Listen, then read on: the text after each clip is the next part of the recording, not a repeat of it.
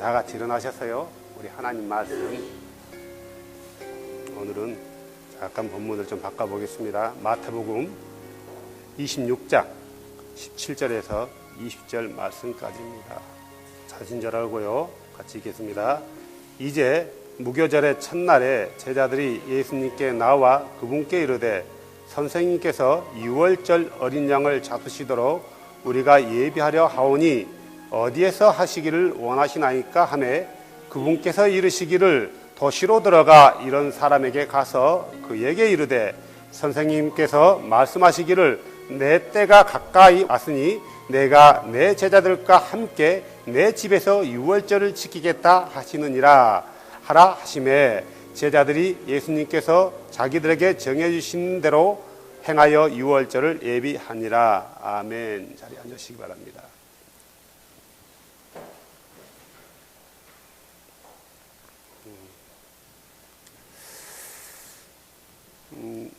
이 말씀을 준비하면서 굉장히 고민을 많이 했어요. 고민을 많이 하고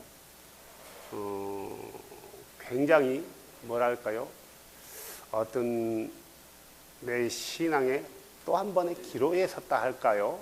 그런 어떤 마음이 들었어요. 우리가 알다시피 평상시에는 우리가 사람들을 만나지만 그 사람들의 믿음을 알 수가 없어요.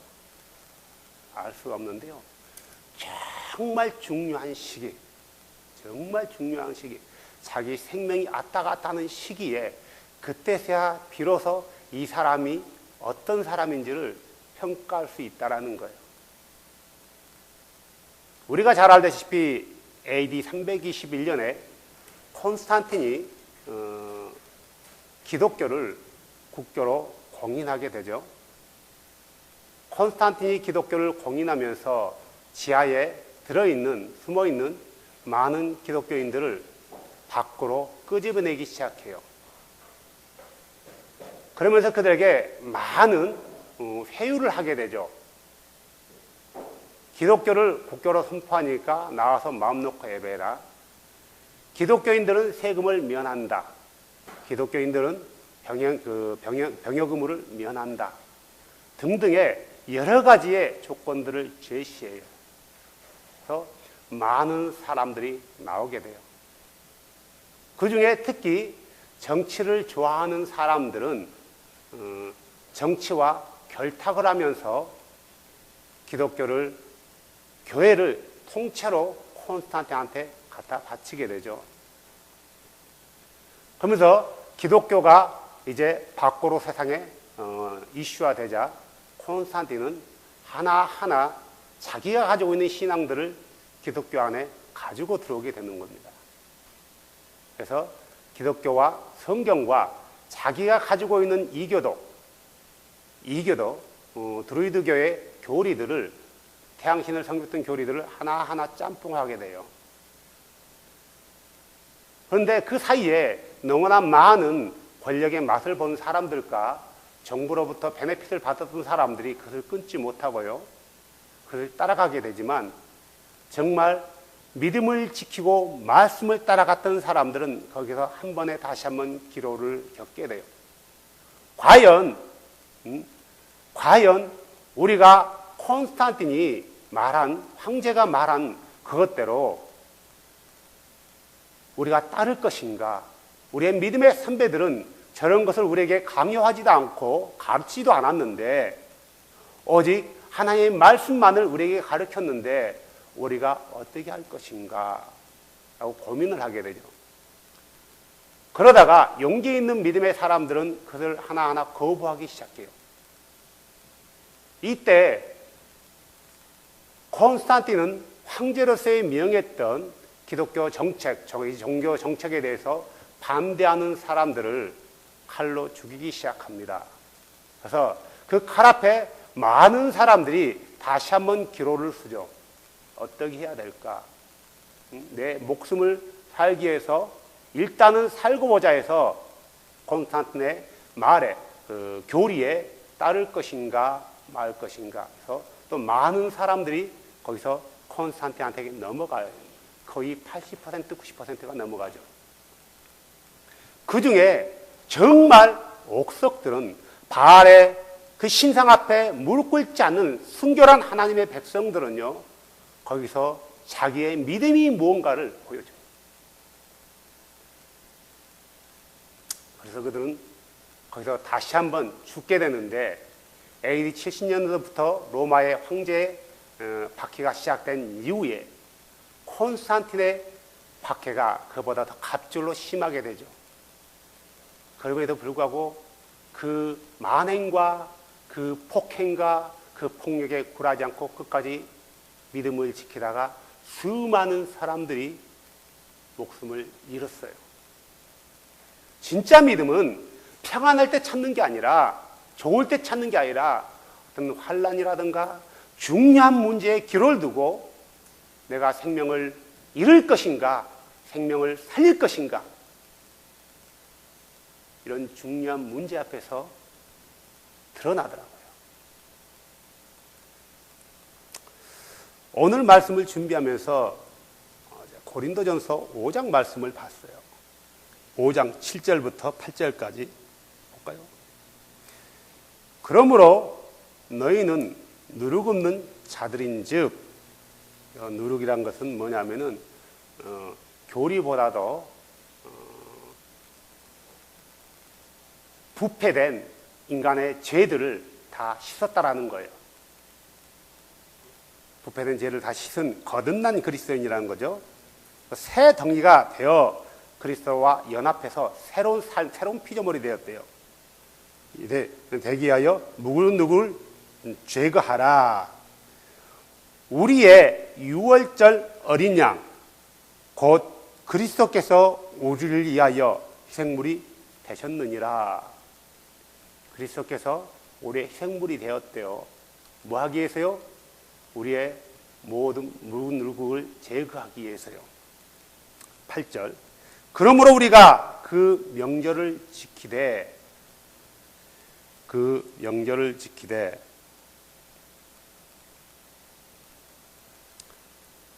뭐라고 나왔어요? 묵은 누룩으로 말고 악의와 사악한 누룩으로도 말며 오직 순수함과 진실함에 누룩 없는 빵으로 하자라고 나와 있습니다. 묵은 누룩으로 말고 악의와 사악함의 누룩으로 말고, 도대체 묵은 누룩이 뭘까?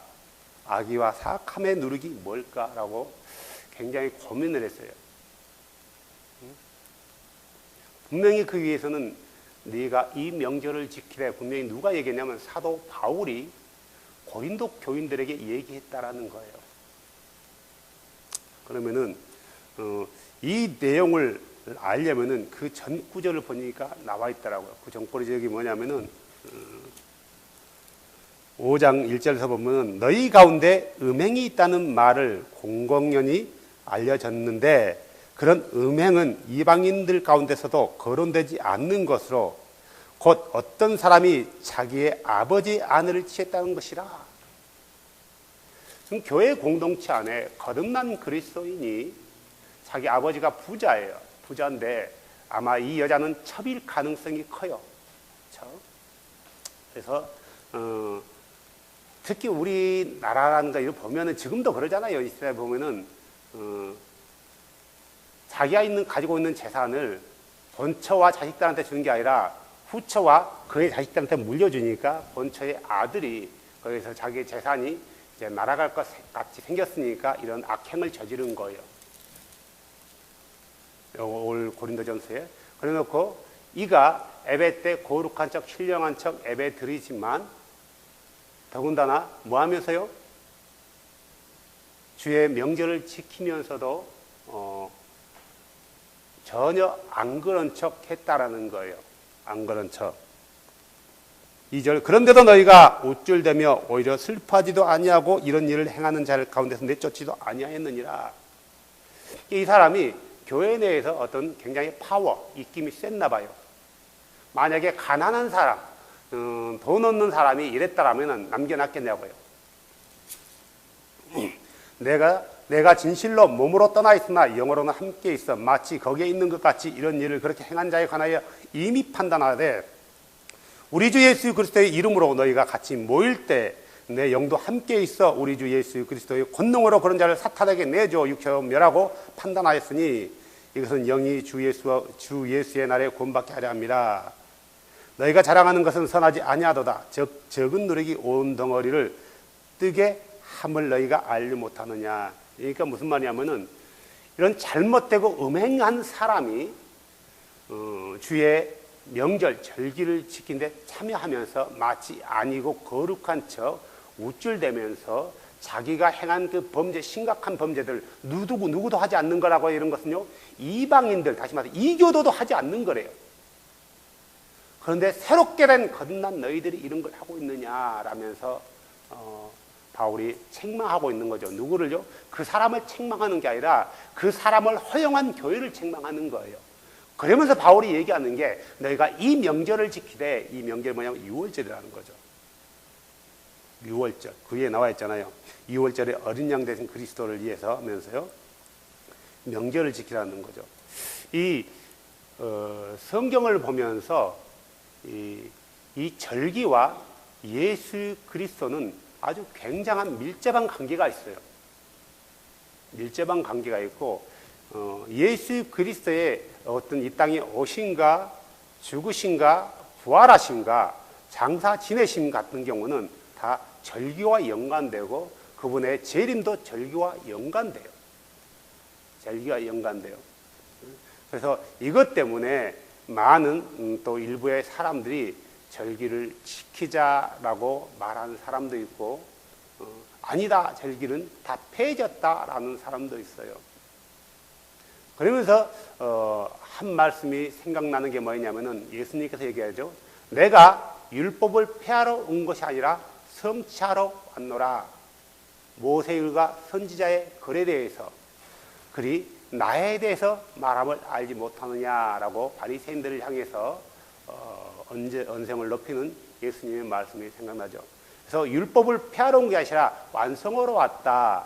완성하러 왔다라는 것은 뭐냐면은 율법에서 예언되고 계시되어진 것, 하나의 말씀에서 선지자들의 입을 통해서 또 문서화된 성문서를 통해서 토라 모세 오경을 통해서 계시되어진 것들을 완성, 성취하러 왔다. 자기 몸으로 그런 거죠. 그래서 유월절을 주께서 지키라고 명한 것은 단순히 하나의 명절로서 너희들에게 준 게 아니라 유월절 어린 양으로 내가 와서 그래서 너희를 전에 이집트라는 곳에서 건져냈지만 이집트라는 곳에서 건져냈지만 너희가 종되었던 곳에서 건져냈지만 우상들이 드글거리는 그곳에서 너희를 건져냈지만 어린 양으로 오신 예수님께서는 세상의 모든 죄로부터 너희를 건져낼 것이다 라는 예표로 유월절을 명하신 거죠.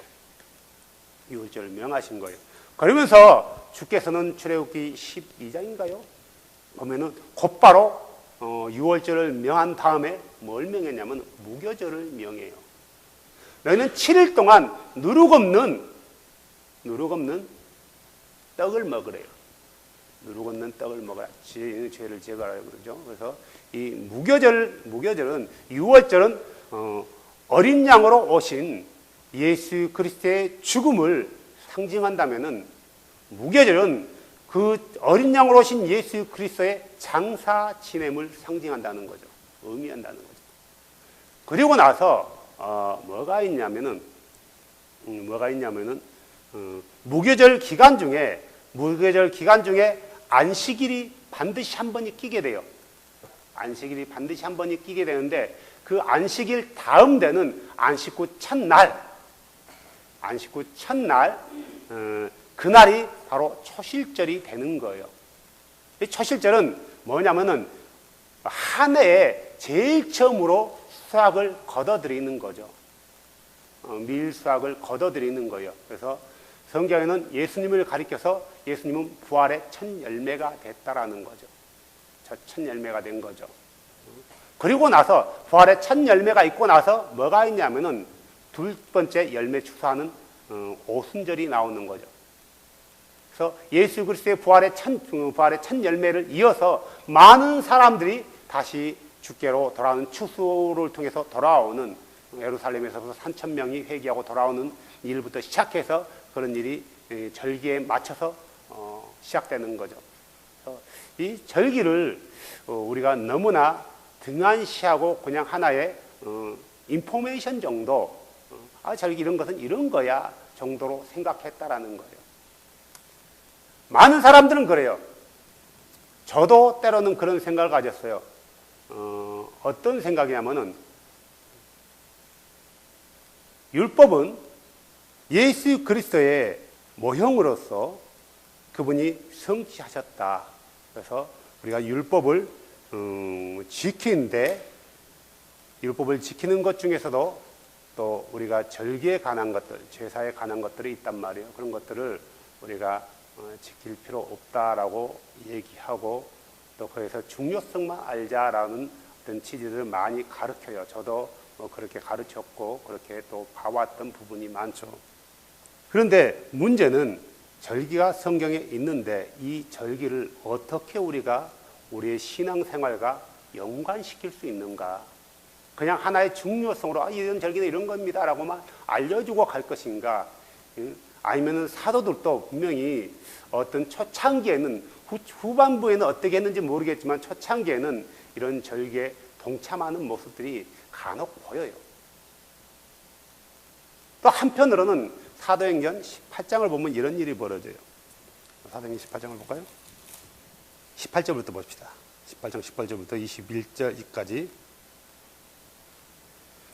이 일 뒤에 바울은 거기서 꽤 오래 머물다가 형제들과 작별하고 거기서 항해하여 시리아로 들어갔는데, 브리스길라와 아굴라가 그와 함께하니 바울이 전에 서원한 것이 있었으므로 겐그리아에서 머리를 깎았더라. 이것은 율법에 의해서 서원한 사람들이 머리를 깎거든요. 그래서 깎는 거죠. 19절. 그가 에베소에 와서 그들을 남겨두었으나 자기는 해당에 들어가 유대인들과 변론하더라. 그래서 에베소에서 브리스길라와 아굴라를 남겨두고 자기는 유대인 해당에 가서 유대인들과 성경을 변론하는 거예요. 예수가 그 메시아고 그가 창조자다, 우리 조상들의 하나님이다 라고 얘기하는 거죠. 20절에 그들이 그에게 자기들과 함께 더 오래 머물 것을 청하되 그가 동의하지 아니하고, 그래서 많은 사람들이 변론하면서 그걸 좋게 받아들였나 봐요. 그래서 좀 더 하자, 좀 더 너하고 얘기하고 싶다 이런 거죠. 그러니까 바울이 얘기하는 거죠. 21절에 그들에게 작별을 구하고 이르되 내가 어찌하든지 다가오는 이 명절은 반드시 예루살렘에서 지켜야 하리라. 그러니까 그 전에는 안 지켰나 봐요. 그 전에는 어떻게 지켰는지 모르겠지만 이 명절만큼은 가겠다라는 거예요, 예루살렘에. 그래서 이 명절을 어떤 의미에서 가겠다 했는지는 정확히 명확하지는 않아요. 왜냐하면은 이 명절을 지키려고 했다라면은, 지키는 게 공식적이었다라면은 바울이 누구도 들어가야 돼요? 브리스길라와 아굴라도 들어가야 되고, 또 예수 그리스도 안으로 거듭난 모든 사람들, 우리도 예루살렘에 가야 된다. 우리가 예수 그리스도의 백성이 되지 않느냐 하면서 데려가야 되는데 그들은 놓고 오직 자기 자신만 가는 거예요. 왜 자기 자신만 갔을까라는 것을 또 고민하게 돼요. 그래서 여러 가지 상황들을 보면서 예수님의 어떤 유월절 만찬을 생각하게 돼요.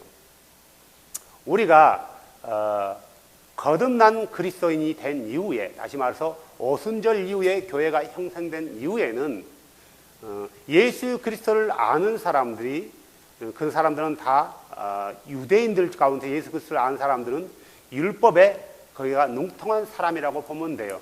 그래서 그들은 장로들이 율법을 해석해 놓는 장로들의 유전에 의해서 율법을 봐왔고 해석하고 알고 있었단 말이에요. 그러다가 그들이 예수 그리스도를 알고 예수 그리스도께서 부어주는 거룩한 성령을 던지고 나서 율법에서 말하는 참된 의미를 깨닫게 됨으로 해서 율법을 재해석하게 되는 거예요. 안식일이란 것은 이런 거지 저런 게 아니다. 그들은 안식일이라는 절기를 가지고 백성들을 꽁꽁 묶어놓고 아무것도 못하게 했단 말이에요. 예수님께서 말씀하시잖아요. 너희가 안식일 날 너희 소가 웅덩이에 빠졌다면 너희가 살려내지 않겠느냐? 라는 것을 물어보는 거죠. 그들은 아무런 대답을 하지 못해요. 물론 그렇게 룰을 만들어 놓은 사람들은 종교 지도자르지, 예수님은 그런 의미로서 그들에게 율법을 주지 않았다라는 거예요. 장로들은 율법을 그렇게 해석해서 백성들을 꼴꼴 올가매서 하나의 어떤 종교인으로 만들어냈다는 거예요. 그러니까 이교도들이 봤을 때는 우리가 신앙생활 하는 거나 너가 신앙생활하고 같은 거 아니냐, 뭐 이런 걸로 보이는 거죠. 이런 걸로 보이는 거죠. 그래서 오순절 이후에 성령받은 그들은 율법을 볼 때 율법이 다 재해석이 되는 거예요. 재조명이 되는 거예요. 그들은 율법에 어떤 것도 버리지 않아요. 다만 율법을 지키는 방법이 예수님을 알고 오순절 이후의 방법과 오순절 이전의 방법이 달라졌을 뿐이에요. 달라졌다는 거죠. 가령 예를 들면 이거예요. 오순절 이전에 예수 그리스도를 알기 이전에 유월절을 지켰을 때는 그들은 어떻게 지켰냐? 어떻게 지켰겠어요? 전에 배웠던 방법대로 유월절 어린 양을 잡고 그 다음에 쓴 나무를 가지고 허리에 띠를 띠고 지팡이를 잡고 저녁에 유월절 행사를 하면서 지켰을 거란 말이에요. 뭐 하면서, 뭘 생각하면서요? 우리를 죄에서 구원하실 어린 양으로 오실 메시아에 대해서 생각하면서 그걸 지킨단 말이에요. 하지만 예수 그리스도가 유월절의 어린 양이라는 것, 세상 죄를 지고 하는 하나님의 어린 양으로서 유월절의 어린 양으로서 오셨다는 것을 아는 사람들에게는 유월절이 전에 지켰던 그런 모습과 동일한 방법이 아니었다는 거죠. 뭔가 달랐을 거예요. 그러면은 그들은 유월절을 어떻게 지켰을까? 어떻게 지켰을까? 그 방법을 마태복음 26장에서 생각해 봤어요. 자, 26장 우리가 읽었던 본문이 바로 그런 내용이에요. 무교절의 첫날, 그러니까 유월절이 시작하게 됐네. 그들이 미리 가서 유월절을 준비해요. 예수님께서 준비해서 유월절 되는 날이죠. 유월절인 날인데 유대인들의 시작은 저녁부터 시작하니까 저녁 되기 전에 유월절을 준비하는 거예요. 양을 잡고 준비하는 거죠. 그래서 양을 잡고 무교병, 누룩이 없는 빵을 가지고 유월절 지키는 거죠. 어떤 사람에게 얘기하니까 그가 자기 집을 제공해 주는 거죠. 제공해 줄 때 자기 집에 있는 모든 누룩을 제거하고 거기다 만찬을 행할 수 있도록 지키는 거죠. 만찬을 행할 수 있도록. 그래서 그들에게는 유월절 만찬을 할 때 어떻게 하냐면은 양을 잡되 흠없는 1년 된 순양이에요. 그리고 혹은 순염소 그렇게 잡아요. 그렇게 잡고 쓴 나물 채서요. 쓴 나물을 먹고 그러면서 거기가 떡은 무교병이고 잔은 포도주를 나누면서 그렇게 했다고 생각하고 있습니다. 그래서 제자들도 그렇게 하지 않았을까?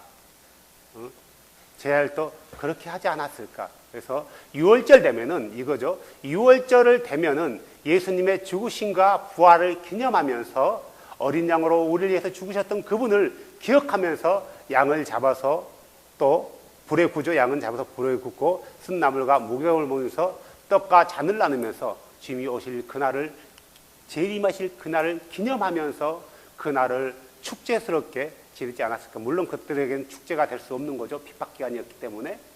그렇게 하지 않았을까.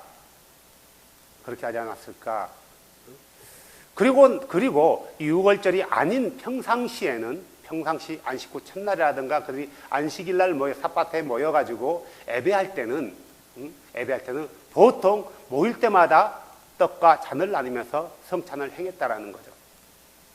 1년에 한 번만 했던 게 아니라 유월절은 1년에 한 번 정해진 시기에 했다라면은 유월절 만찬은 또 유월절 만찬 가운데 성찬이 있잖아요.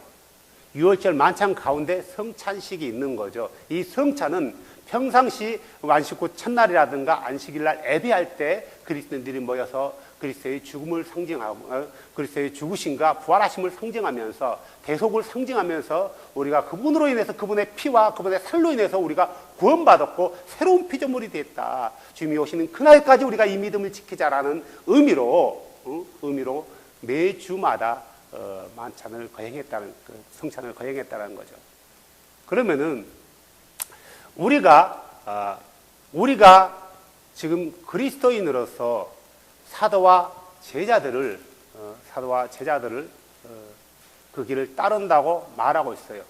말하고 있으면은 문제는 그거예요. 그럼 우리는 이런 유월절이라든가 이런 것들을 어떻게 조명해야 될까? 이런 문제와 고민을 아니할 수가 없다라는 거죠. 다만 이거예요. 로마서 14장에 말씀했던 것처럼 어떤 사람들은 모든 날을 주를 위해서 귀히 여기고 어떤 사람들은 한 날을 주를 위해서 귀히 여긴다 이거예요. 하지만 모든 날을 귀히 여긴 사람은 한 날을 귀히 여긴 사람을 정죄할 수도 없고 한 날을 귀히 여긴 사람은 모든 날을 귀히 여긴 사람을 정죄할 수 없다라는 거예요. 이게 무슨 말이냐면은 어떤 사람은 야 예수 그리스도께서 모든 걸 위해서 했는데 왜 그렇게 하냐? 그래서 안 했다라는 거예요. 어떤 사람은 했다라는 거예요. 이것 가지고 서로 형제 자매가 싸우지 말라는 거예요. 판단하지 말라는 거예요. 제가 보는 관점은 그거예요. 유월절을 지키고 무교절을 지키고 초실절을 지키고 안식일을 지키는 건 잘못된 게 아니다. 하지만 그것을 구원의 조건으로 내건다면은 이것은 잘못된 거다. 이것은 잘못된 거다. 그러면은 우리가 유월절이라든가 절기라든가 안식일이라든가 우리가 주일날 예배하는 안식 후 첫날에 예배하는 이 예배들은 뭐냐 이거예요. 우리가 구원을 받기 위해서 의롭게 되기 위해서 이런 것들을 하냐? 그래요? 그러면요. 주께서 율법을 주었을 때 어떤 자에게 줬어요? 죄인이었던 자들에게 줬나요? 구별된 자들에게 줬나요? 구별된 바로 그거라는 거죠. 우리가 율법을 지킬 때 하나님의 말씀을 지킬 때 우리가 의롭게 되기 위해서 그 율법을 행하는 게 아니라 구별된 자이기 때문에 하나님의 말씀을 따라가는 거예요. 구별된 자이기 때문에 그것 때문에 이 율법을 가지고 이런 절기를 가지고 지키냐 안 지키냐 해가지고 너는 의롭지 못하다 너는 구원받았다 안 받았다 할 수 없다라는 거예요. 구원은 예수 그리스도의 피로 이루어지는 거지 절기를 지키냐 안 지키냐로 이루어진 게 아니란 말이에요. 하지만 그거예요. 우리의 믿음의 표본이 누구다고요? 사도들이에요. 그들은 지켰다라는 거예요. 지켰다라는 거예요. 물론 지키면서 안 지키는 자들을 정죄하지도 않았다라는 거예요. 분명히 사도 바울이 사도행전 18장에 내가 반드시 이 명절에는 예루살렘까지 가서 지켜야 된다 라고 얘기했다면은 에베소에 있는 사람들에게 나는 가서 지킬 테니까 너희들은 여기서 이 명절을 지켜라 라고 명령을 했을 텐데 그 명령을 하지 않았다라는 거예요. 물론 그 전에 이 글을 쓰기 전에 그들이 알고 있었기 때문에 안 할 수도 있어요. 만약에 이게 문제라면 아니 왜 우리한테는 갈라디아 골로새서에는 지키지 말아 해놓고 당신은 지키러 갑니까? 라고 그들이 반박하지 않았겠어요? 골로새서와 갈라디아서에는 이런 절기에 대해서 잠깐 언급이 돼요. 이런 절기를 지킴으로 해서 너희의 구원이 헛될까 염려하느라 그래요. 골로새서 2장 16절이요. 그러므로 아무도 먹는 것이나 마시는 것으로 인하여 또 거룩한 날이나 어떤 절기들을 말하는 거죠. 월삭이나 안식일에 관하여 너희를 판단하지 못하게 하라. 그것들은 다가올 그림자이거니와 먼 그리스도에 속해 있느니라. 또 이제 나오는 거죠. 아무도 꿈에는 겸손과 천사 숭배로 너희를 속여 보상을 빼앗지 못하게 하라. 그러니까 무슨 말이냐면은 교회 안에 들어오는 잘못된 거짓 선지자들이 있었단 말이에요. 그래서 유대인 중에 거짓 선지자들은 절기를 지켜야 구원받는다, 할례를 받아야 구원받는다고 가르쳤고 또한 이교도의 헬라 철학에 능통한 사람들은 천사 숭배를 가르쳤단 말이에요. 천사 숭배를 가르친 거예요. 그래서 잘못된, 너희가 비록 거듭난 그리스도인이지만 예수 그리스도를 주로 믿고 그를 하나님으로 섬기고 있지만 너희가 이런 천사 숭배라든가 하여튼 다른 것으로 해서 너희가 의롭게 되어 구원의 조건이 된다라면은 너희의 구원의 보상을 빼앗긴다라는 거죠. 하지만 절기를 지키지 말라고는 명하지 않았다라는 거예요. 절기를 지키지 말라고는 명하지 않았다는 거예요. 설령, 저는 그래요. 설령 이런 절기가 지키지 않는다 할지라도 우리가 한 번쯤은 6월절을 어떻게 지키는가, 그에 대해서 우리가 한 번쯤은 해봐야 되지 않을까 라는 그런 마음도 들더라고요. 도대체 유대인들은 어떤 마음으로 6월절을 지켰을까? 예수 그리스도의 제자들은 어떤 마음으로 6월절을 지켰을까? 어떤 방법으로 지켰을까? 이런 방법으로 하지 않았을까? 지금까지 어떤 6월절을 지키는 방법의 어떤 틀은 아무도 몰라요. 아무도 알 수가 없어요. 왜요? 다 끊겼거든요. 아무도 없어요. 가령 그러나 어느 정도의 맥을 유지하는 사람들이 있다라면은 그 사람들은 유대인이에요. 유대인이면서 그 사람들을 일명 메시아닉이라고 해요. 그 사람들에게는 어느 정도의 어떤 그들의 조상이 섬겼던 예수를 알기 전에 생겼던 6월절 방법을 자기들 나름대로 그들이 개종이라기보다도 예수를 메시아로 믿고 나서 안 다음에 어느 정도 트랜스폼을 했을 거란 말이에요. 어느 정도로 어떤 다듬고 해서 6월절 모습을 지켰을 거란 말이에요. 그런다 해서 그것이 정답이 될 수 없어요. 문제는 그거예요. 이런 방법으로 했기 때문에 옳고 좀 이런 방법으로 했기 때문에 틀리다라고는 할 수 없다는 거죠. 우리는 답이 없어요. 그거에 대해서. 안 그러면 성경대로 똑같이 해야 되는 거예요. 구약의 방법대로. 하지만 구약의 방법대로는 할 수 없는 거예요. 왜요? 구약의 방법으로는 오시기 전의 방법이었단 말이에요. 그 6월절을 완성하기 전에, 6월절을 완성하러 오신 메시아가 오기 전의 방법이었기 때문에 오신 이유는 달랐단 말이에요. 다른 거예요. 오실 때까지 다가올 그림자였기 때문에 그림자의 용도는 폐해진 거예요. 하지만 오신 이후에는 다른 방법으로 그분의 오셨음을 기억하고 다시 오심을 즉 어떤 축제의 모습으로, 감사의 모습으로 어디에 들었을 거란 말이죠. 우리가 잘 알듯이 6월절이라는 건 바로 그거예요. 애굽된 종된 곳에서 그들을 건져내신 일을 기억하는 거예요. 우리가 잘 알듯이 아브라함의 후손 중에서 야곱의 12아들이 있습니다. 야곱의 12아들 중에 11번째 아들인 요셉이 애굽으로 팔려가죠. 자기 형들에 의해서. 그래서 그는 노예 생활을 하게 되고 감옥에 갇히게 되다 그냥 약 30세에 파라오의 꿈을 해석하면서 갑자기 그의 신분은 체인지되는 거죠. 그러고 나서 하나님 주께서 창조주께서 그에게 또 한 번의 기회를 주는 거죠. 파라오의 꿈을 통해서 기회를 주는 거죠. 그래서 7년 동안 풍년이 오고 7년 동안 기근이 온다는 것 때문에 이 7년 기근을 지혜롭게 대비해서 7년 흉년을 잘 지나갈 수 있도록 왕은 아주 지혜가 있는 사람을 택해서 그것을 하십시오. 하나님 주께서, 우리 창조주께서 계획한 일입니다라고 얘기하는 거죠. 그럴 때 이 바로가 이 요셉을 지혜로운 자를 사용하는 거죠. 이때 모든 세계가 중동 군대에 큰 기근이 오지 않습니까? 이때 야곱의 72명의 65명의 식졸들이 애굽으로 내려와 고센 땅에 거하고 있다가 이 이스라엘 백성들이 굉장히 성장이 빠르죠. 번성력이 빠르죠. 커지고 이집트의 왕조가 바뀌면서 만약에 전쟁이 일어나면은 이집트의 사람들, 외부의 전쟁, 우리 적군들과 이스라엘 사람들이 결탁하면은 우리가 큰일 나지 않느냐. 우리가 적군을 치러 갈 때, 우리 성이 빠질 때 이집트 사람들이 반란을 일으킨다면 우리는 나라를 잃는다. 이것 때문에 갑자기 이집트는 그 사람들을 억압 정책을 하게 되는 거죠. 갑자기 노예로 전락하는 거죠. 이때 그 하나님께서 그들의 신음소리를 듣는 거죠. 400년 동안 노예 생활의 신음소리를 듣고 모세를 보내면서 모세를 통해서 10가지 재앙을 그에게 보여주죠. 마지막 재앙 중에 바로 그거죠. 마지막 재앙 중에 너희가 이날에 어린 양을 잡아서 1년 된 어린 양을 잡아서 문설주에 피를 발라라.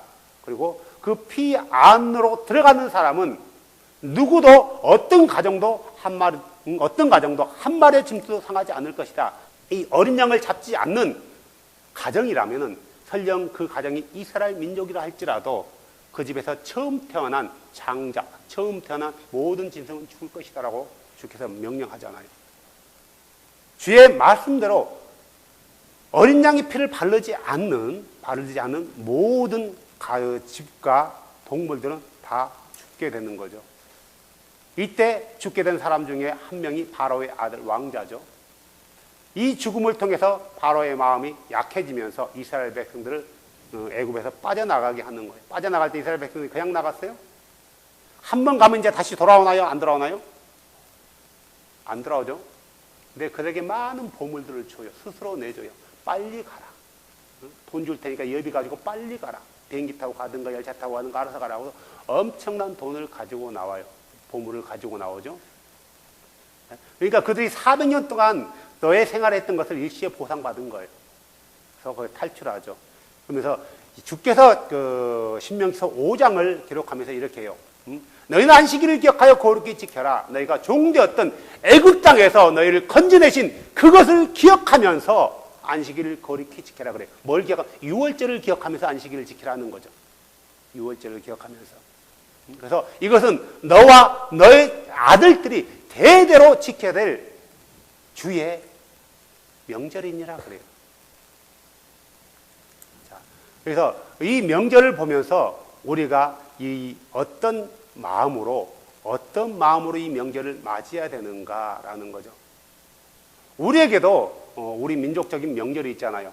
추석이라는 명절이 있고 설이라는 명절이 있어요. 자, 그럼 어떻게 해요? 부모님은 지극정성 준비하고요. 차례상을 차려놓고 있지도 않은 조상들 귀신 앞에 밥상을 차려놓고 거기다 절을 하고 수저를 꽂아놓고요. 그래야지 조상들이 내년에도 복을 준다고 생각했던 거예요. 하물며 우상을 섬기는 아무런 힘도 없고 존재하지도 않는 그런 우상 앞에도 지극정성으로 목욕 제기해가면서요. 선수 준비해가지고 차례상을 차려서 드렸는데 우리가 내 주께서 명령한 내 주 누구예요? 예수께서 우리의 구원자 우리를 위해서 어린 양으로 오셔서 6월절에 어린 양이 돼서 자기 목숨을 대성물로 내주신 내 주께서 명령한 이 6월절을 우리가 어떻게 지켜야 되는가? 문제는 그거예요. 6월절을 지키면은 뭐라고요? 이단이라고 해버리는 거예요. 안식일을 지키면은 이단이라고 해버리는 거예요. 결국은 뭐냐면은 이단들이 안식일과 6월절을 지키는 거예요. 안상홍이 있죠? 그 6월절 철저하게 지키고 안식일 지켜요. 안식일과 6월절을 내가 안식일을 지킨단 말이에요. 물론 그들이 안식일과 6월절을 지키기 때문에 이단은 아니고요. 안식일교가 잘못된 교는 뭐냐면은 안식일을 지켜야 구원을 받는다라는 안식일을 구원의 조건으로 내세우는 거죠. 다시 말해서 안식일을 지키지 않고 썬데이, 안식구 첫날을 지키는 사람들은 로마 음녀로부터 짐승의 표를 받았다, 666을 받았다라고 해석해버리는 거예요. 요한계시록에 짐승의 표를 받는 사람은 회개할 수도 없고 돌아올 수도 없는 거예요. 리턴이 안 되는 거예요. 지금까지 안식일 교리대로 온다면 우리는 다 짐승의 표를 받은 사람이에요. 그걸 깨닫고 다시 안식교로 돌아간다 할지라도 우리는 구원이 없단 말이에요. 안식일 교리대로 한다면 회개해도 안 되는 거예요. 돌이킬 수가 없는 거예요. 짐승의 표를 받았기 때문에. 그러면은 지금까지 안식일교회에 다닌 사람들이 한 번도 예수를 안 믿다가 전도돼서 안식일교회에 다닌 사람은 상관없어요. 기존에 교회 다닌 사람이, 개신교인들이 안식일교를 얼마나 많이 빠져, 거의 다시 포섭되어 갔는데요. 그러겠죠? 그러면 그 사람들 이미 썬데이를 지키는 짐승의 표를 받은 사람이란 말이에요. 왜 거리 가냐고요? 구원받지도 못하는데. 그 교리대로 하면은. 다시 말해서 안식일, 어떤 절기나 명절을 구원의 조건으로 내세웠기 때문에 안식일교가 잘못된 거지, 안식일 지켰기 때문에 잘못된 게 아니에요. 우리는 성경대로 하는 것을 잘못됐다고 하는 것은 그것이 잘못된 거예요. 우리는 성경대로 따라야 돼요. 왜 예수님께서 안식일 날 오셨어요? 6월절 날 오셨어요? 왜 오셨어요? 성경에 예언된 것들을 그대로 이루시기 위해서, 성취하기 위해서 왔단 말이에요. 성경대로 오신 거예요. 그래서 예수 그리스도께서는 성경대로 죽으시고 성경대로 삶 안에 살아나셨다라고 얘기한단 말이에요. 성경대로요. 부활의 첫 열매가 되기 위해서 삶 안에 살아난 거예요. 참 어떻게 보면 신기하죠? 하나님의 시간표는 굉장히 신묘막측이에요. 만약에 예수님 당시에 6월절이 수요일이었다면 엄청난 일이 벌어진 거예요. 절기를 못 마치는 거예요. 수요일이 벌어지면 초실절이 언제가 되는 거예요? 수, 목, 금, 토. 5일 되는 거예요. 5일 동안 못 쳐야 되는 거예요. 5일 동안. 초실절은 부활의 첫 열매로서 예수 그리스도를 상징하는 절기란 말이에요. 그런데 예수님이 돌아가시는 그 3년째 되는 그날은 6월절이 금요일이었고, 목요일이었고, 6월절은 목요일이었고, 목요일 저녁부터 시작했고요. 안식일이 금요일 저녁부터 토요일까지였고, 그 토요일 저녁부터 그 다음 날까지 초실절이었단 말이에요. 초실절. 그러니까 초실절 기간에 예수님이 정확히 사흘 만에 성경대로 부활하신 거예요. 예수님도 그러잖아요. 너희가 이 성전을 헐라. 내가 사흘 만에 다시 세우리라. 우리가 30몇 년 동안 세운 성전을 네가 3일 만에 세운다고, 이런 네가 창조주냐 이 말이에요. 말도 안 되는 소리 하지 마라. 죽이려는 거예요. 신성을 모독한다는 거예요. 네 하나 우리가 믿는 신 아니고서는 도저히 불가능한데 그러면 네가 신이냐 그 말이죠. 요한이 뭐라 했어요? 이는 자신의 육체를 가리켜 행하신 말씀이라 그래요. 육체를 가리켜. 자기 육체가 사흘 전에 허물어지고 사흘 이후에 살아난다라는 거예요. 세워진다라는 거예요.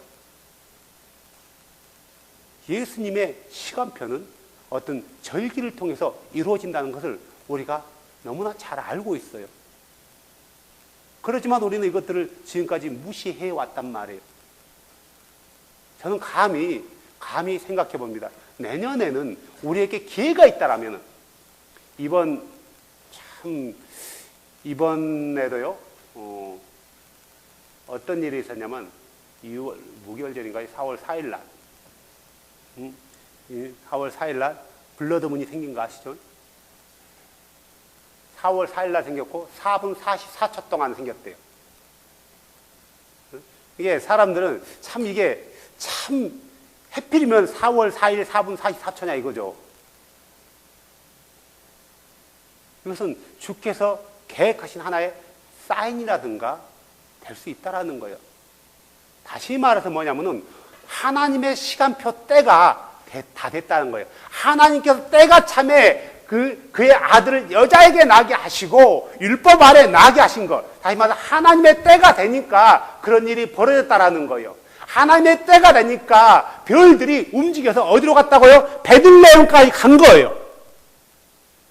하나님의 때가 되니까 6월절마다 블러드문이 생겼단 말이에요. 계기일식이 가려졌어요. 그 당시에 어떤 이런 일이 벌어졌다면 신의 재앙이 있을 것이다 라고 생각한 거예요. 열쇠는 정확히 얘기하잖아요. 달이 변화에 핏붓이 된대요. 달이 변화에 핏붓이 된다. 달은 핏빛이 아닌데 태양과의 관계에서 이렇게 빨갛게 보여지는 거죠. 요엘이 봤을 때 그렇게 보여진 거예요, 환상이. 그래서 그는 그렇게 표현하고 있단 말이에요. 그 뭐예요? 하나님께서 사인으로서 그런 걸 줬다라는 거죠. 그러면은 이거예요. 만약에 우리 주께서 더디 오신다면은 우리가 유월절을 한번 지켜보는 것도, 비록 우리가 양을 놓고 잡을 필요는 없지만 양고기를 놓고 무교봉을 가지고 먹으면서 예수 그리스도께서 자기 몸을 지키시고 자기 살을 지키시는, 자기 피를 흘리시는 그것을 우리가 한번 실제적으로 경험해 보는 것, 그리고 우리의 신앙을 다시 점검해 보는 것, 이건 정말 중요한 부분이라고 생각해요. 다시 한번 우리에게 기회가 준다라면, 돌아오는 절기들도 우리가 이 절기들을 한 번씩 돌아올 때마다 우리가 유대인들이 지냈던 것처럼 지킬 수는 없어요. 어제 보면서, 성경을 보면서, 이것은 우리가 지킬 수 없는 절기다. 왜냐하면 우리 환경과 너무 안 맞는 거예요. 자매님 어떻게 무교절 어떻게 지킬 거예요? 집안에 누룩 다 제거해야 되는데 어떻게 할 거예요? 형제님 어떻게 할 거예요? 여보 누룩 다 제거해 할 거예요? 안 되는 거예요. 물론 같은 믿음이고 같은 신앙이라면 그럴 수 있어요. 하지만 요즘 세상에 예수를 믿는 사람 중에서 같은 믿음으로 있는 가정도 있지만 서로 다른, 한쪽은 믿고 한쪽은 믿지 않는 가정도 많단 말이에요. 그런 경우 어떻게 이걸 하냐고요. 또 오순절을 지을 때는 처음 딴 그 땅 곡식단을 가지고 와서 요제를 흔들어야 되는데 어떻게 할 거냐고요. 곡식이 어디 있어요. 하지만 할 수 있는 것들은, 우리가 할 수 있는 것들은 하는 것도 나쁘지 않다. 한다 해서 잘못됐다고 할 수 없고 우리는 안 한다 해서 잘못될 것도 없다라는 거죠. 그것 가지고 우리가 형제를 판단하고 잘못됐다고 저지할 필요가 없는 거예요. 사랑하는 여러분, 유월절, 무교절, 초실절은 예수 그리스도의 죽으신가, 장사 지내신가, 부활하신가 너무나 밀접한 관계에 있는 거예요. 예수님은 그 절기에 맞춰서 그걸 행하신 거예요. 그러면은 나팔절도요. 나팔절도 어떻게 하는 거예요? 그때 예수님이 오시는 거예요. 속죄절은 모든 사람의 죄를 완전히 정리하러 오신단 말이에요. 장막절은 초막절이라고 하죠. 수장절이라고 하죠. 모든 추수가 끝나는 마지막 절기란 말이에요. 가을절기란 말이에요.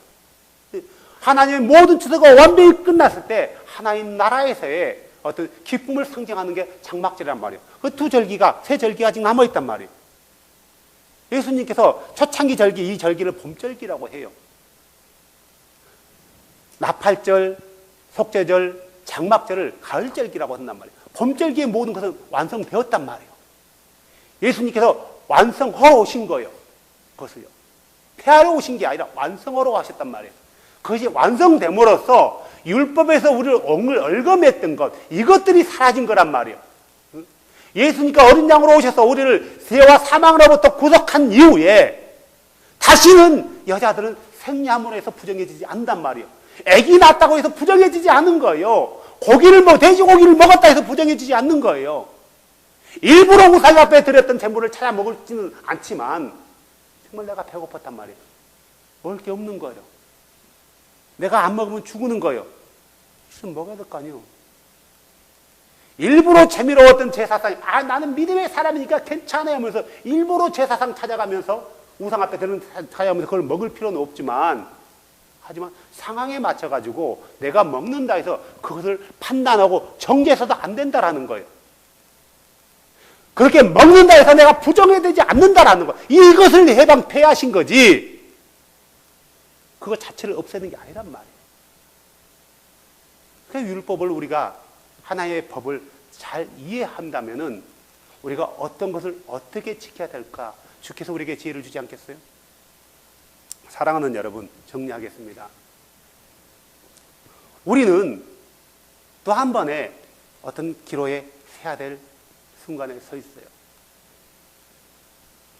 저는 안식일을 꼭 지켜야 된다, 6월절 꼭 지켜야 된다, 안 지키면 안 된다, 구원에서 떨어져 나간다라고는 절대로 보지 않습니다. 그것은 우리 구원의 조건에 끼지도 못합니다. 하지만 이런 것들은 거듭난 그리스도인들에게, 구별된 이스라엘 백성들에게 줬던 하나님의 명령들이라는 거예요. 우리의 의를 이루기 위해서 이런 것들을 지키는 게 아니라 의인된 우리들이 감사함으로써, 그때는 의무감으로 했다지만 이제는 감사함으로써 내 주께서 우리를 위해서, 나를 위해서 행하신 일들을 기억하면서 그것들을 지키는 것, 나쁘지 않다고 봐요. 주께서 굉장히 왜 너 그런 걸 지키니? 나 짜증나. 그러지 않을 거란 말이에요. 우리는 뭐라고 해서 고린도전서요? 순수함으로. 다시 한번 볼까요? 고린도전서 5장 8절. 그러므로 우리가 그 명절을 지키되, 6월절에 어린 양 곧 그리스도께서 하신 그 6월절을 지키되 묵은 누룩으로 말고 악의와 사악한 마음으로 말고 주의 명절을 지킬 때는 죄 있는 모습으로 하는 게 아니라는 거죠. 더 나가세요. 고린도서 11장 볼까요? 11장 23절. 내가 너희에게 전해준 것은 내가 주께 받은 것이니 곧 주 예수님께서 배반당하신 바로 그 밤에 빵을 집으사 감사를 드리신 이에 그것을 떼시고, 6월절 만찬 기간에 있는 거예요.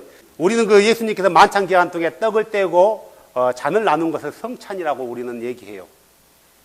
떡을 떼시고 이르시되 받아 먹으라, 이것은 너희를 위하여 찢긴 내 몸이니 나를 기억하여 이것을 행하라 하시고, 저녁 식사 뒤에 또 그와 같은 방식으로 잔을 집으시고 이르시되 이 잔은 내 피로 세운 새 상속 언약이니 너희가 그것을 마실 때마다 나를 기억하여 이것을 행하라 하셨느니라. 이는 너희가 이 빵을 먹고 이 잔을 마실 때마다 주의 죽으심을 그분이 오실 때까지 보이시기 때문이니라. 그러면 이것을 행하라는 것은 뭘 행하는 거예요? 6월절 만찬을 행하라는 거예요.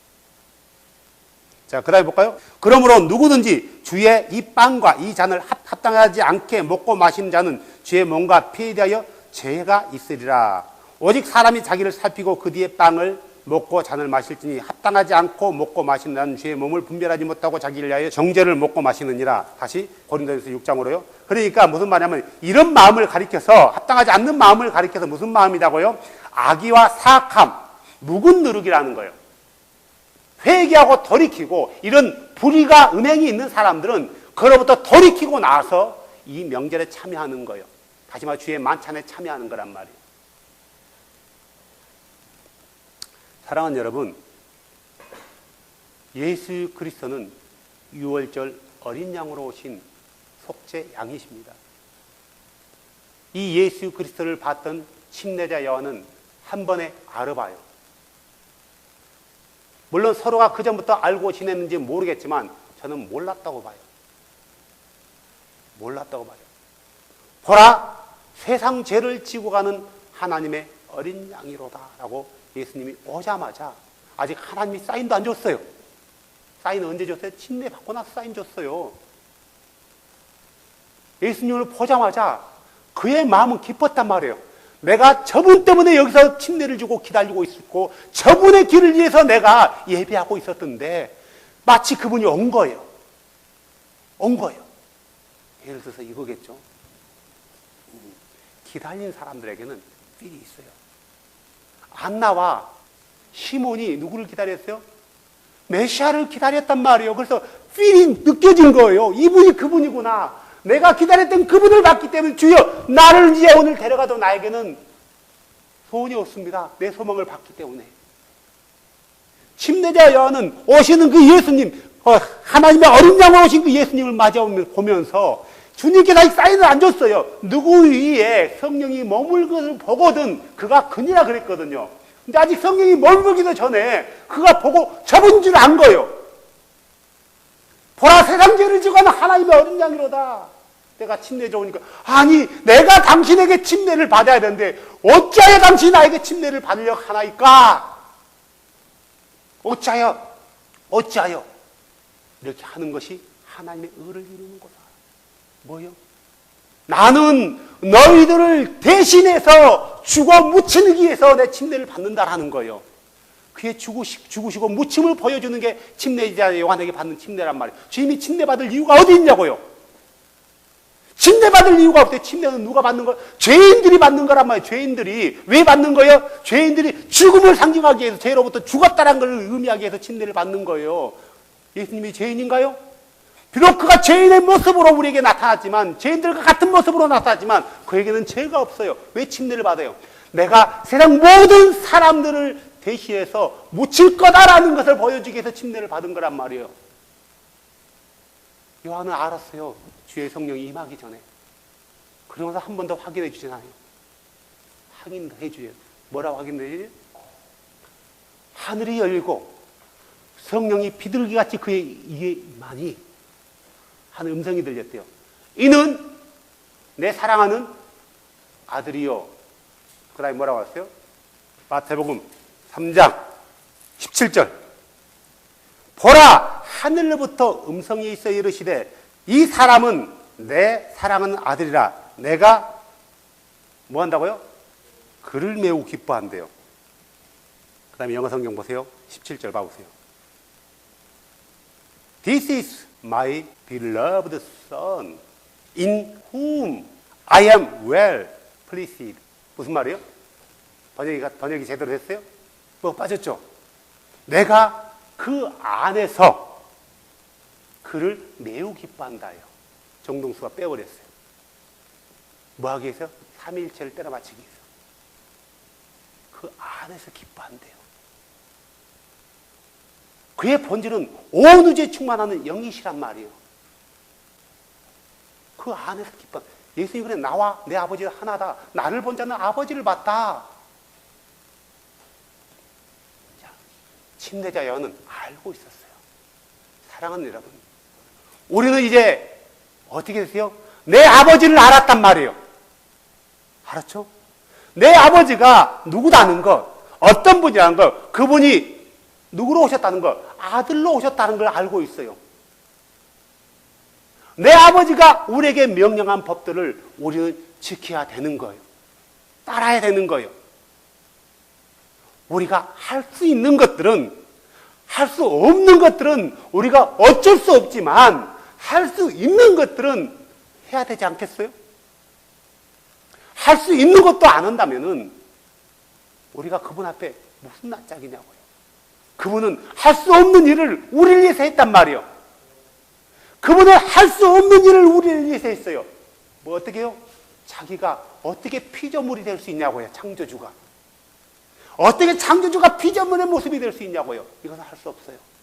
어떻게 그가 아들로 오셔서 그가 대신 죽을 수 있냐고요. 그건 신비예요. 이건 신비. 하지만 그게 드러났잖아요. 누구를 위해서요? 나와 여러분을 위해서. 그의 명령을 지키는 거 어렵나요?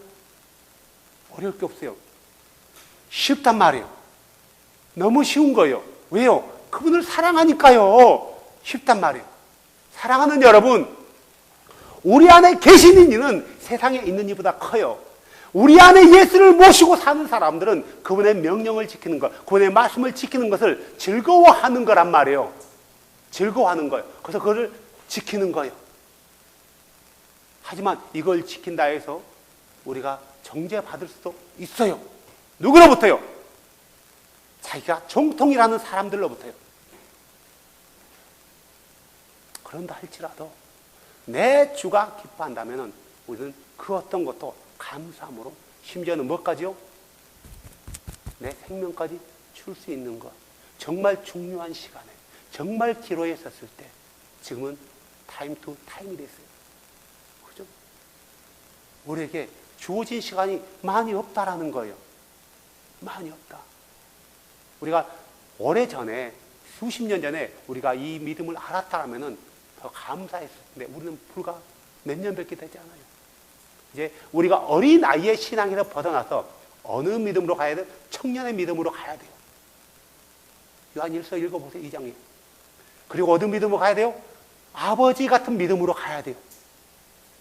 믿음의 성장을 말하는 거예요. 지금까지 우리가 유일신, 침례 했다면 이제는 그분이 원하는 장성한 청년의 믿음의 분량까지 이뤄야 되고 아버지의 믿음의 분량까지 이뤄야 된다는 거예요. 우리는 여기서 머물러 있을 수 없어요. 왜 우리의 육신의 연약함에 붙들려가지고 우리가 하나님 앞에 자라가야 되는 그 믿음에서 멈춰버리냐고요. 여러분, 우리는 지금 다시 예배가 회복되고 있어요. 우리 안에서 잃어버린 하나님을 향한 그 사랑과 열정과 그 예배를 회복함으로 해서 내 안에 있는 연약함을 물리치시기 바랍니다. 우리 예수님께서 우리를 위해서 행하신 거예요. 그분께서 우리에게 준비해 놓으신 거예요. 유월절 어린 양이 오셔서 우리를 위해서 준비해 놓으신 거예요. 우리는 그걸 찾아 먹기만 하면 돼요. 누리면 되는 거예요. 누리면 되는데 왜 누리지 못하는 거예요? 사랑은 여러분, 그분이 행하신 일, 우리가 할 것 없어요. 다만 그분의 말씀을 지키는 것뿐이에요. 우리에게 주어진 기회는 얼마 없다라는 거. 사랑하는 여러분, 우리가 한 번의 예배를 들어도 우리 생명을 다해서 예배하자고요. 한 번을 예배. 오늘 이 예배가 마지막 예배 될 수 있잖아요, 문영자님. 예수님이 이 예배 끝나고 오신다면 어떻게 하실 거예요? 내가 오늘 예배 끝나고 집에 가다가 내가 올 때 어떻게 하냐고요. 우리가 극단적으로 살 수 없지만 우리에게는 한 치 앞도 모르는 거예요. 우리 예수님이 타임이에요. 우리가 한 번 예배를 드릴 때도, 우리가 6월절 행사를 지낼 수 있을지 모르겠지만 하나만 볼게요. 민수기서 9장입니다. 우리 주님은요, 얼마나 은혜스러우신 분인지 몰라요. 보실래요? 얼마나 은혜스러운가? 그들이 이집트 땅에서 나온 뒤에 둘째 해 첫 달에 주께서 시내 광야에서 모세에게 말씀하여 이르시되 이스라엘 자손이 또한 6월절을 정한 시기에 그것을 지키게 하라. 그것을 정한 시기 곧 이달 14일 저녁에 너희는 6월절을 지키되 그것의 모든 의식과 모든 예식을 따라 지킬지니라. 모세가 이스라엘 자손에게 말하여 그들이 6월절을 지키게 하매 그들이 첫 달 14일 저녁에 시내 광야에서 6월절을 지키되 이스라엘 자손이 주께서 모세에게 명하신 대로 그것을 따라 행하였더라. 그런데요, 벗은 없지만 제가 넣었어요. 사였어요. 사람이 시체로 인해 더럽게 되어 그날의 6월절을 지킬 수 없던 어떤 사람들이 있었는데, 그러니까 사람이 죽은 거예요. 어쩔 수 없이 만지잖아요.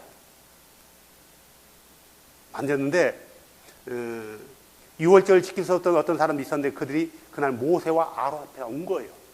왜 왔을까요? 그 사람들이 그 얘기인데, 우리가 사람의 시체로 인해 더럽게 되었거니와 어찌하여 우리를 뒤로 물러나게 함으로 우리가 이스라엘 자손 가운데서 그것을 정한 시기에 허물로 드리지 못하게 하시나이까. 주 앞에 막 이걸 하고 싶은데 시체를 만졌음으로 해서 못 드린 거예요. 오퍼닝도 못한 거예요. 막 그 사람이 속이 탄 거예요. 모세에게 온 거예요. 어째 못 드리게 합니까? 우리도 기회를 주십시오. 주는 그 마음을 보신 거예요. 보실래요? 모세가 그들에게 안 돼! 율법은 그걸 명예 금했어! 라고 하지 않고 기다려봐. 내가 주께 물어볼게. 가만히 서 있으라. 주께서 너에게 관하여 무엇라 명령하신 내가 들어보리라. 주께서 모세에게 말씀하여 이르시되 이스라엘 자손에게 말하여 이르라. 너희나 너희 후손 중에 어떤 사람이 시체로 인해 부정하게 되거니와 혹은 멀리 여행 중에 있다 할지라도 그 중에 주께 6월절을 지킬지니라. 어떻게 지키냐 이거요. 그런 사람들은 둘째 달, 다음 달이에요. 다음 달 14일 저녁에 그들은 6월절을 지키고 6월절 어린 양을 누룩없는 빵과 쓴 채소와 함께 먹지니라. 어떤 불가피한 사정으로 인하여 그 니산월 14일에 6월절을 지키지 못한 사람들은요, 그 다음 달 14일에 6월절을 지키래요. 우리가요, 한번 해보자고요. 한번 해보자고요. 이대로 그 다음 달 14일에 저희가 양을 준비할 거예요. 그리고 이스라엘 커뮤니티 가서 무게봉을 할 거예요. 없으면 누룩 없는 빵을 만들 거예요. 만들고 쓴 나무를 준비하고요. 그래서 그날은 예배를 여기다 테이블 놓고 그래서 헐고 만찬하면서 한번 그대로 한번 해볼 거예요. 광고를 해서라도 6월절 행사에 대해 해보고 싶은데 이미 지나갔으니까 내년에는 한번 그렇게 광고해서 정확히 6월절에 한번 할 거예요. 오십시오라고. 6월절 행사를 해서 정말 그 사람들이 알아야 되잖아요. 한번 해보게요. 그래서 다음 달 14일에 한번 할 거예요. 저희가 그래서 그 사람들은 어떻게 해야 되냐면은 나와 있죠? 자, 13절. 그러나 정결케 하고 예언 중에 있지 않은 사람들은 유월절을 지키지 아니하면 그 혼은 자기 백성 가운데 끊어지니 그가 정한 시기에 주의 헌물을 드리지 아니하였은즉 그 사람들은 자기 죄를 감당할 것입니다. 그러니까 우리가 유월절은 만찬과 연관이 돼요. 그렇기 때문에 만찬을 드리는 사람들은, 주의 성찬에 참여하는 사람들은 자신을 정결케 하고 또 주의 어떤 만찬을 받을 때 거룩한 마음으로 함께 동참해야 될 거예요. 그날이 정확히 날짜는 모르겠어요. 수요일일지 목요일일지 금요일일지 주일일지는 모르겠어요. 확인해 보고요. 그날 14일에 맞춰서 수요일이면 수요일 날 저녁에 아니면 그렇게 하겠습니다. 그래서 그날에 특별한 일이 없으면 함께 동참해 주시면 감사하겠습니다. 이것은 우리가 의를 이루기 위해서 하는 것도 아니고 구원을 받기 위해서 하는 것도 아니에요. 이걸 행함으로 해서 여러분들이 의로워질 거 하나도 없어요. 의로워질 거 하나도 없고 이걸 행한다 해서 깨끗해진 것도 없어요. 다만 이걸 행함으로 해서 뭐요? 주가 기뻐한다는 것. 그것밖에 없어요. 그냥 성찬인데 그 6월절 만찬식으로 그렇게 행하려고 합니다. 그래서 여러분들이 저녁 7시 반에 그렇게 할 거니까요. 그날이 주일이면 여기서 하겠습니다. 주일 예배로 오전에요. 그렇게 하겠습니다. 다음 달에 우리에게 한번 기회가 있는 것 같아요. 여러분들 함께 해주시면 감사하겠습니다. 기도합시다. 주 예수님, 우리가 주의 말씀을 따른다면서 너무나 말씀들을 여전히 버리고 살았고 무관심하게 살았던 것을 고백합니다. 주 예수님, 주께서 명한 말씀들을 우리는 지킨다면서 때로는 너무나 많은 것을 버렸습니다. 주 예수님, 이제 우리가 몰라서 버렸던 것들을 하나하나 다시 말씀을 보면서 다시 주워 담기를 원합니다. 물론 우리가 의를 이루기 위해서, 구원받기 위해서 이걸 행하는 게 아니라 구원받은 거룩한 백성이기 때문에 우리가 주의 말씀을 따르고 주의 말씀에 순종하려고 합니다. 주님, 우리를 도우소서. 우리를 도우사 우리가 주 앞에서 강건한 자가 되게 하여 주시고 이제 어린 나이에 믿음에 머물러 있지 않게 하여 주시고 장성한 분량에까지 이르는 청년의 믿음, 대장부 같은 믿음을 갖게 하여 주셔서 어떠한 바람에도 흔들리지 아니하고 담대할 수 있도록 주님 도와주시옵소서. 제 말씀을 순종하기 위해서는 우리에게 담대함이 필요하오니 주님, 믿음의 담대함으로 좌로나 우로나 치우치지 않게 하여 주시옵소서. 내 앞에 놓여있는 환경 때문에 죄의 영광을 놓쳐버리지 않게 하시옵소서. 오늘 초실절입니다. 부활의 첫 열매 되신 예수님을 생각합니다. 주님, 당신은 우리의 부활을 위해서 부활의 예표로 우리에게 보여주시고자 부활의 첫 열매가 되었고 우리는 동일하게 당신의 거룩한 모습처럼 당신이 오실 때 변화될 것입니다. 부활할 것입니다. 주님, 우리에게 부활의 소망을 잃어버리지 않게 하여 주시고 우리가 예수 그리스도와 함께 무교절날 묻혔다라는 것, 침례로 묻혔다라는 것 잊지 않게 하여 주시고 예수 그리스도께서 6월절 어린 양으로서 모든 세상의 죄로부터 우리를 해방시켰다는 것 주님 잊지 않게 하여 주시옵소서. 그래서 그것을 기념하면서 주 앞에 영광 돌리게 하시옵소서. 왕신 예수님, 어린 양으로 오셨던 예수님 영광 받아 주시옵소서.